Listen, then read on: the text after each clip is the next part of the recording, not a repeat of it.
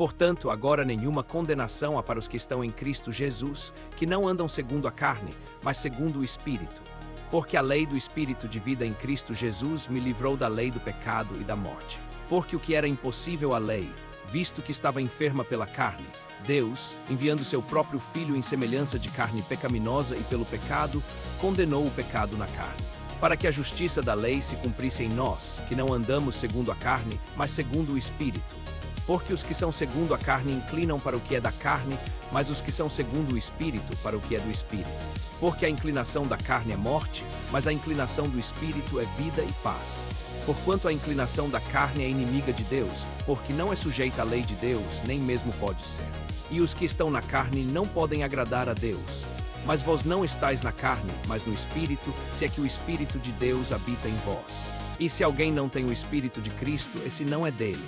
E se Cristo está em vós, o corpo, na verdade, está morto por causa do pecado, mas o Espírito vive por causa da justiça. Ora, se o Espírito daquele que ressuscitou Jesus dentre os mortos habita em vós, aquele que ressuscitou a Cristo Jesus dentre os mortos vivificará também os vossos corpos mortais pelo seu Espírito que habita em vós. Assim, irmãos, não somos devedores à carne para vivermos segundo a carne. Porquanto, se viveis segundo a carne, morrereis, mas se pelo Espírito das Escrituras matar os feitos do corpo, viveis. Porque todos os que são guiados pelo Espírito de Deus, esses são filhos de Deus.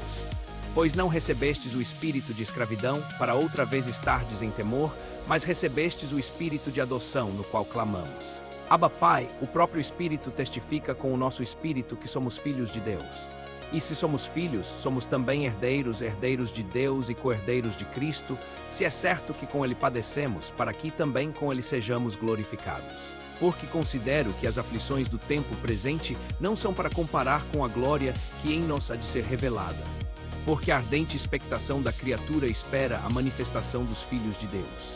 Porque a criatura foi sujeita à vaidade, não por sua vontade, mas por causa daquele que a sujeitou, na esperança de que a própria criatura será libertada do cativeiro da corrupção para a liberdade da glória dos filhos de Deus. Sabemos que toda a criação geme e está juntamente com dores de parto até agora.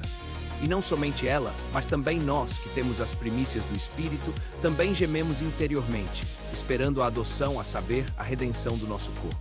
Porque em esperança fomos salvos.